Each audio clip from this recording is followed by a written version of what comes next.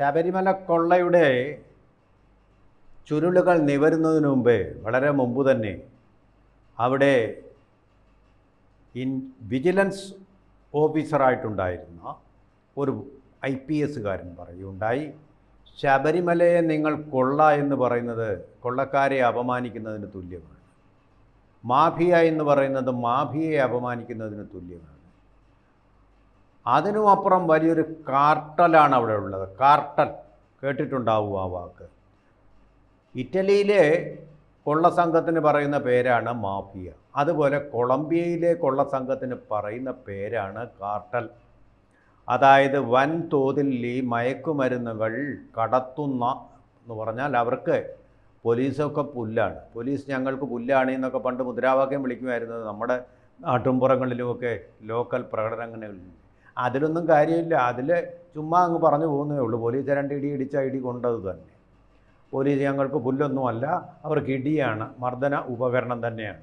പക്ഷേ ഈ കാർട്ടലുകൾ, കൊളംബിയയിലെ മയക്കുമരുന്ന് കടത്തുന്ന കാർട്ടലുകൾക്ക് സംസ്ഥാന പോലീസൊക്കെ വെറും പുല്ല. മയക്കുമരുന്നിനും ഗ്രാസ് എന്ന് പറയാറുണ്ടല്ലോ, അതുപോലെ പുല്ലാണ് അവർക്കത്. കാരണം അവരെയൊക്കെ പണം കൊടുത്ത് വിലക്കി നിർത്തിയിരിക്കുകയാണ് ഈ കാർട്ടലുകൾ. എന്ന് മാത്രമല്ല, പട്ടാളത്തെ പോലും അവർ മയക്കി നിർത്തിയിരിക്കുകയാണ്. അവരുടെ എല്ലാ ബന്ധനങ്ങളെയും ബന്ധവസുകളെയും തടസ്സങ്ങളെയും തകർത്തെറിഞ്ഞുകൊണ്ട് ഈ കാർട്ടലുകൾ അവരുടെ മയക്കുമരുന്നുകൾ കപ്പലുകളിൽ കയറ്റി അല്ലെങ്കിൽ വിമാനത്തിൽ കയറ്റി വിദേശ രാജ്യങ്ങളിലേക്ക് അയച്ചു. ഇനി ഇതിനപ്പുറം ആരെങ്കിലും ചൊറിഞ്ഞുകൊണ്ട് വന്നാൽ, തടസ്സം സൃഷ്ടിച്ചാൽ അപ്പം തന്നെ ഗില്ലറ്റും ചെയ്യും. അത്ര ശക്തിയുള്ളതാണ് കാർട്ടൽ. അതുപോലൊരു ശക്തിയാണ് ശബരിമലയിൽ കൊള്ള നടത്തിയത് എന്ന് ഒരു IPS അദ്ദേഹം അവിടെ സേവനം നിർവഹിച്ചയാളാണ്. പക്ഷേ ആ സേവനം ചെയ്യുന്ന കാലത്ത് കുറേയൊക്കെ കണ്ട് അതിനെ ബോധ്യം വന്നിട്ട് അത് റിപ്പോർട്ട് ചെയ്തു. റിപ്പോർട്ട് ചെയ്തതോടുകൂടി അവിടെ എന്ത് സംഭവിച്ചു? അദ്ദേഹത്തിനെ അവിടെ നിന്ന് കട്ട് ചെയ്തു. ഈ മനുഷ്യന് തലയ്ക്ക് സ്ഥിരമില്ല, മനോനില തെറ്റാണെന്ന് പറഞ്ഞ് അദ്ദേഹത്തിനെ അവിടെ നിന്ന് മാറ്റി. അയാളുടെ ഒരു ദയാലുവായ ആ മനുഷ്യൻ്റെ ഒരു ദയനീയമായിട്ടുള്ള ഒരു വിലാപമാണ് നമ്മൾ കേട്ടത്. അവിടെ കാർട്ടലുകൾ പ്രവർത്തിക്കുന്നു. കാരണം ആർക്കും ഒന്നും ചെയ്യാൻ പറഞ്ഞു. ഇത് പറഞ്ഞാൽ പുറത്തോട്ട് പോകത്തില്ല, നിങ്ങൾ പുറത്തോട്ട് പോകും. സത്യം അവിടെ നിന്ന് പുറത്തോട്ട് പോവില്ല, അത് അവിടെ മൂടിക്കിടക്കും. അതിനു വേണ്ടിയിട്ടാണ് അവിടെ ദേവസ്വം ബോർഡും അതുപോലെ തന്നെ അതിലെ ജീവനക്കാരും അതിൻ്റെ എംപ്ലോയീസ് യൂണിയൻ ഉണ്ടല്ലോ. രാജകൊട്ടാര സമാനമായിട്ടുള്ള കെട്ടിടം നന്ദൻകോട്ട് നിർമ്മിച്ചു വച്ചിരിക്കുന്ന എംപ്ലോയീസ് യൂണിയനിലെ ഓരോ അംഗങ്ങളും ചെയ്തുകൊണ്ടിരിക്കുന്നത്, നിരന്തരമായിട്ട് ചെയ്തുകൊണ്ടിരിക്കുന്നത്. RTO ഓഫീസൊക്കെ വെറും നിസാരം. ഇത് കാർട്ടൽ, കൊളംബിയ മാതൃകയിലുള്ള കാർട്ടലാണ് അവിടെ പ്രവർത്തിച്ചു കൊണ്ടിരിക്കുന്നത് എന്ന് പറയുന്നു. അതിപ്പോൾ സത്യമാണെന്ന് ഓരോ ദിവസവും തെളിഞ്ഞുകൊണ്ടിരിക്കുകയാണ്. അതിൻ്റെ മാനങ്ങൾ ഉയർന്നുകൊണ്ടിരിക്കുക. ഒരു നിസ്സാര കേസൊന്നും അല്ലേത്. വാസ്തവത്തിൽ SIT അവിടെ ഇരുട്ടുകൊണ്ട് ഓട്ട അടച്ചുകൊണ്ടിരിക്കുക. അവരെ ഇങ്ങനെ കുഴങ്ങി നിൽക്കുക. ഒരു തരം അവർക്ക് ഒരു തരത്തിലുള്ള ഒരു കൺഫ്യൂഷനായിരിക്കുക. എങ്ങോട്ട് പോകും? അപ്പുറത്തോട്ട് പോയി മുകളിലോട്ട് പോയി അറസ്റ്റുകൾ വല്ലതും നടത്തിയ അപ്പോൾ തങ്ങളെ ഭരിക്കുന്ന ആഭ്യന്തര വകുപ്പ് തങ്ങൾക്ക് നേരെ നീങ്ങും. അത് തങ്ങളുടെ ജോലിയുടെ അതുപോലെ തന്നെ പദവിയുടെ ഒക്കെ നഷ്ടത്തിലും നിത്യ നരകയാതനയിലുമായിരിക്കും കലാശിക്കുന്നത്. ഇട്ട് വേട്ടയാടും, പ്രൊമോഷൻ കിട്ടുകയില്ല, ശമ്പളം തന്നെ തടഞ്ഞു വെക്കാം, ഇൻക്രിമെൻറ്റ് തടഞ്ഞു വെക്കാം. എന്തെല്ലാം ദോഷങ്ങളാണ്. ഇപ്പുറത്തോട്ട് വന്നാലോ കോടതി ചോദ്യം ചെയ്യും. കോടതി ഒന്ന് ക്ഷോഭിക്കുമെന്നേ ഉള്ളൂ. നിങ്ങൾ എന്താണ് അടുത്ത ആളിനെ അറസ്റ്റ് ചെയ്യാതെ? കോടതിയുടെ കഴിഞ്ഞു, ജഡ്ജി പറഞ്ഞു എന്താ അറസ്റ്റ് ചെയ്യാതെ, അതോടുകൂടി അത് തീർന്നു. ഒരു നടപടിയും തുടർ നടപടിയും പിന്നെയും കോടതിയുടെ ഭാഗത്തുനിന്നും ഉണ്ടായില്ല. അപ്പോൾ കൂടുതൽ ഭേദം കോടതിയാണ്. അതുകൊണ്ട് കോടതിയെ അല്പം ധിക്കരിച്ചേക്കാൻ നമുക്ക്. പോലീസിനെ ധിക്കരിച്ചാൽ വിവരം അറിയും. അതാണ് നമ്മുടെ ആഭ്യന്തര വകുപ്പും അതിൻ്റെ തലപ്പത്തിരിക്കുന്ന മന്ത്രി. പ്രതികാര രുദ്രനാണി. യോഗേഷ് ഗുപ്ത അനുഭവിച്ചത് നമ്മൾ കണ്ടു. അപ്പോൾ ഈ കേസിൻ്റെ മാനങ്ങൾ വലുതാണെന്ന് ഇപ്പോൾ ബോധ്യപ്പെടുത്താൻ ഒരാൾ വേണ്ടി വന്നു, ഒരു കോൺഗ്രസ്സുകാരൻ. അദ്ദേഹത്തിൻ്റെ പേരാണ് രമേശ് ചെന്നിത്തല. ഇതുവരെ ശബരിമല ദേവസ്വം ബോർഡ് ഉദ്യോഗസ്ഥർ ഉണ്ണികൃഷ്ണൻ പോറ്റി ഇങ്ങനെ കറങ്ങി നടന്ന് ഗതികെട്ട പ്രേതം പോലെ അറിഞ്ഞ കേസ് ഇപ്പോൾ തമിഴ്നാട്ട് ദിണ്ടിക്കലിലേക്ക് പോയിരിക്കുന്നു. അവിടെ ഡയമണ്ട് മണി പല പേരിൽ അറിയപ്പെടുന്നുണ്ട്. ഫ്രോഡുമാരങ്ങനെയാണ്, അവർക്ക് പല പേരുകൾ കാണും, പല അച്ഛന്മാരും കാണുമല്ലോ. ആ ഡി മണിയല്ല, ഞാൻ MS മണിയാണെന്ന്. ഒരു ഉളുപ്പുമില്ല പോലീസിനോട്. ആ പറയുന്നതിൻ്റെ അന്നേരത്തെ അദ്ദേഹത്തിൻ്റെ ബോഡി ലാംഗ്വേജ് കാണണമായിരുന്നു. അത് വീഡിയോ നോക്കിയാൽ മനസ്സിലാവും. എന്തൊരു തൻ്റെ ഇടത്തോടെ ഒരു പോലീസ് ഉദ്യോഗസ്ഥൻ പറയുന്ന പോലെയാണ്, അല്ലെങ്കിൽ ഒരു പട്ടാള ഉദ്യോഗസ്ഥൻ. അവർക്കൊക്കെ നല്ല കോൺഫിഡൻസ് ഉണ്ട്. അത് സത്യസന്ധതയുടെ കോൺഫിഡൻസ്. ഇതങ്ങനെയല്ല, തന്നെ രക്ഷിക്കാൻ വേറെ ആളുണ്ടെന്നുള്ളൂ. ഇത് അന്വേഷിക്കാൻ അവിടെ ചെന്ന് കഴിഞ്ഞപ്പോൾ അവിടുത്തെ ദിണ്ടിഗൽ പോലീസ് അവിടെ നിന്ന് സ്ഥലം വിട്ടു. കാരണം വന്നു കഴിഞ്ഞാൽ സ്വാഭാവികമായിട്ട് ഒരു അന്യസംസ്ഥാന അന്വേഷണ സംഘത്തിന് സഹായം നൽകേണ്ട ബാധ്യത ആ സംസ്ഥാനത്ത് പോലീസിനുണ്ട്. അത് നിർവഹിക്കാതിരിക്കുക, ഇവരെ ഒറ്റപ്പെടുത്തിക്കൊണ്ട് ദിണ്ടിക്കൽ മണിക്ക് അവരെ ഇരയാക്കി വിട്ടുകൊടുത്തു. അവർ തിരിച്ചിങ്ങ് പോകുന്നു. അവിടെ നിന്നാൽ സംഗതി കുഴപ്പമാണെന്ന് അവർ തിരിച്ചു പോകുന്നു. നിങ്ങൾ ഒന്ന് വരണം, ഞങ്ങളുടെ അടുത്ത് റിപ്പോർട്ട് ചെയ്യണം, അതിന് കനിവുണ്ടാവണമെന്ന് പറഞ്ഞിട്ടിങ്ങ് പോകും. ആ ശരി, നോക്കട്ടെ, പാക്കലാം, 30-ാം തീയതി ഞാൻ വരാൻ നോക്കാം എന്ന് പറഞ്ഞ് അവരെ ഇങ്ങ് വിട്ടു. 30-ാം തീയതി നമ്മൾ നോക്കണം. 1 മണി വരുമെങ്കിൽ അത് ഭാഗ്യം എന്ന് മാത്രം വിചാരിച്ചാൽ മതി. അതാണ്. അപ്പോൾ ഇപ്പോൾ ശബരിമലയിൽ ഇന്നലെ ദീപാരാധനയുടെ മണി മുഴങ്ങി. ശബരിമല നട തൽക്കാലം അടച്ചിരിക്കുകയാണ്. ആ ഇരുട്ടിൽ നിന്ന് വെളിച്ചം ഉദിക്കണം. കാരണം ഇരുട്ട് കൊണ്ട് സർവത്ര ഓട അടച്ചു വച്ചിരിക്കുകയാണ് SIT. ഇപ്പോൾ അവിടെ നിന്നുള്ള പല സമ്പത്തുകളും കൊള്ള ചെയ്തിട്ട് ഈ മണി വഴി, മണിയിലേക്ക് വന്നത് ഉണ്ണികൃഷ്ണൻ പോറ്റി വഴിയാണ് എന്നുള്ളത് വ്യക്തമാണ്. മണിയിലേക്ക് വന്നിട്ട് ആ മണി പോയിരിക്കുന്നത് ഡൽഹി വഴി, ദുബായ് വഴി ഇറ്റലിയിലേക്കാണെന്നാണ് ശ്രുതി. ഇതൊക്കെ നമുക്കറിയണമെങ്കിൽ തീർച്ചയായിട്ടും ഇയാൾ സത്യം പറയണം. ഇയാൾ ഒന്നൊന്നര വ്യാപാരിയാണ്, പുരാവസ്തു വ്യാപാരിയാണ്. ഇയാൾ അങ്ങനൊന്നും സത്യം പറയാൻ സാധ്യതയില്ലാത്ത ഒരു മനുഷ്യനാണ്.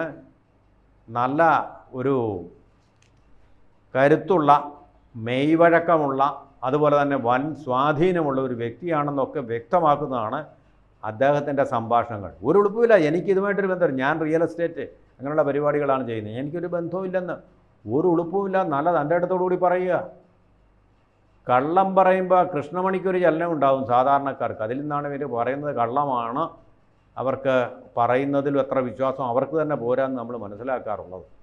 ഇതങ്ങനൊന്നുമില്ല. ഫിക്സഡ് ഐസ്, വിത്ത് ഫിക്സഡ് ഐസാണ് അദ്ദേഹം പറയുന്നത്. ഞാനതല്ലേ, നിങ്ങൾ തെറ്റിപ്പോയി, നിങ്ങൾ വേറെ പോയി നോക്ക് എന്നുള്ള മട്ടി പരമപുച്ഛത്തോടു കൂടിയാണ് അദ്ദേഹം പറയുന്നത്. അപ്പോൾ ഇത് ഒന്നൊന്നര കേസാണ്. അയാളിൽ നിന്ന് ഇടിച്ചു പിരിഞ്ഞ് സത്യം പുറത്തെടുക്കാൻ കുറച്ചേറെ പ്രയത്നം വേണ്ടി വരും എന്ന് തന്നെ എൻ്റെ അർത്ഥം. അതും ഒരു ചില്ലറയാളൊന്നുമല്ല. അദ്ദേഹത്തിൻ്റെ ശരീരം കണ്ടു കഴിഞ്ഞാൽ തന്നെ ഒരു ആജാനുബാഹുവാണ്. തമിഴ് വില്ലൻ നടന്മാരൊക്കെ കണ്ടിട്ടുണ്ട്. വീരപാണ്ഡ്യ ഘട്ടബൊമ്മൻ എന്നൊക്കെ പറയുന്ന പോലെ ഒരു ഫിഗറും കൂടിയാണ്. ഞാൻ അദ്ദേഹത്തിൻ്റെ ബോഡി ഷെയ്മിങ് അതല്ല നമ്മുടെ വിഷയം. അപ്പോൾ ആ ബന്ധം ഉണ്ട് എന്നുള്ളത് വളരെ വ്യക്തമാക്കാനുള്ള പ്രധാനപ്പെട്ട കാര്യങ്ങളിലൊന്ന് എന്ന് പറയുന്നത്, ഈ ശബരിമല ആഗോള അയ്യപ്പ സംഗമം നടക്കുന്നതിന് മുമ്പ് നമ്മൾ റിപ്പോർട്ട് ചെയ്തിട്ടുള്ളതാണ്.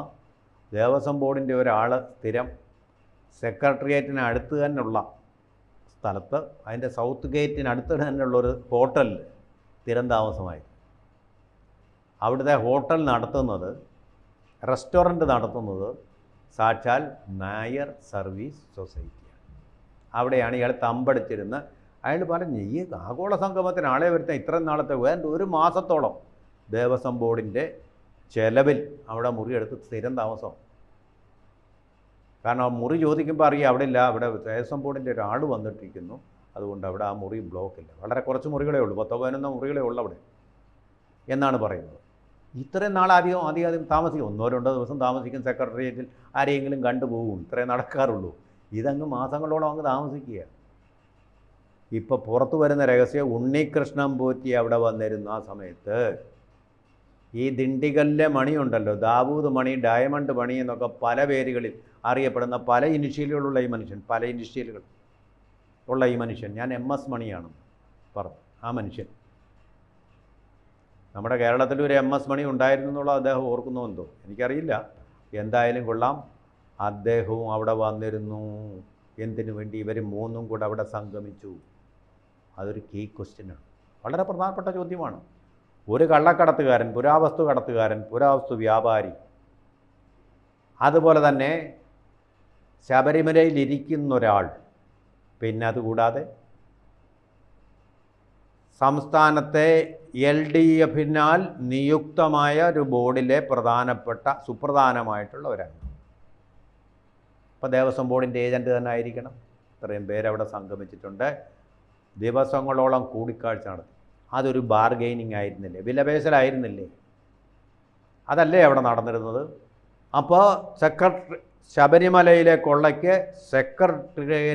സെക്രട്ടേറിയറ്റിന് അടുത്തുള്ള ഹോട്ടലിനെ വേദിയാക്കി, ഖജൂർ കച്ചേരിക്കടുത്തുള്ള ഹോട്ടലിനെ മറയാക്കി നീക്കങ്ങൾ. പട്ടാപ്പകൽ ആണ് കൊള്ള നടന്നത്. അതേ പട്ടാപ്പകൽ തന്നെ ഇവിടെ ഗൂഢാലോചനകൾ നടത്തി. അല്ല, അധോലോകങ്ങളിലെങ്കിലും ഇരുന്നല്ല, ഭരണസിരാകേന്ദ്രത്തിൻ്റെ മൂക്കിന് തൊട്ട്. അതാണ് ഈ ഒരു കേസിൻ്റെ ദുരൂഹത വർദ്ധിപ്പിക്കുന്നത്, ഭീകരതയും വർദ്ധിപ്പിക്കുന്നത്. തീർച്ചയായിട്ടും ഭക്തലക്ഷങ്ങൾക്ക് ഇതിൻ്റെ ഉത്തരം കിട്ടിയേ മതിയാവും. ആരൊക്കെയാണ് ഇവിടെ വന്ന് ചർച്ച നടത്തിയത്? എന്തൊക്കെയാണ് നിങ്ങൾ ചർച്ച ചെയ്തത്? നമുക്കറിയാൻ തീർച്ചയായിട്ടും അവകാശമുണ്ട്. ഈ അന്വേഷണ ഏജൻസിക്ക് അത് പുറത്തു കൊണ്ടുവരാൻ കഴിയുന്നില്ലെങ്കിൽ വേറെ അന്വേഷണ ഏജൻസിയെ വെച്ചുകൊണ്ട് സത്യം പുറത്തു വരുന്നതുവരെ അന്വേഷണം തുടരണം. അതുപോലെ സംശയത്തിൻ്റെ നിഴലിലുള്ള ഓരോരുത്തരെയും ചോദ്യം ചെയ്യണം. ചോദ്യം ചെയ്യുന്നതിന് എന്താ തടസ്സം? എന്താ ചോദ്യം ചെയ്യാൻ ഭയക്കുന്നത്? എന്താ? നിങ്ങൾക്ക് ഭയമുണ്ടെങ്കിൽ നിങ്ങൾ കേരള ആഭ്യന്തര വകുപ്പിൻ്റെ പാദസേവകരായിട്ട് നിന്നോളൂ, ജനവിരുദ്ധരായിട്ട് നിന്നോളൂ, കുഴപ്പമില്ല. പക്ഷേ കോടതിയോട് ഏറ്റു പറഞ്ഞുകൊണ്ട് കാര്യക്ഷമതയും പ്രൊഫഷണലിസവും ഉള്ള ഏജൻസികളെ അത് ഏൽപ്പിക്കുക. അത് ചെയ്യണം, ചെയ്തേ മതിയാവും. അതാണ് ഈ രാജ്യത്തിൻ്റെ ഭരണഘടന നമുക്ക് നൽകുന്ന നിർദ്ദേശവും ആശയും എല്ലാം അത് തന്നെയാണ്. ആ വഴിക്ക് തന്നെ ഇനി നീങ്ങേണ്ടതായിട്ട്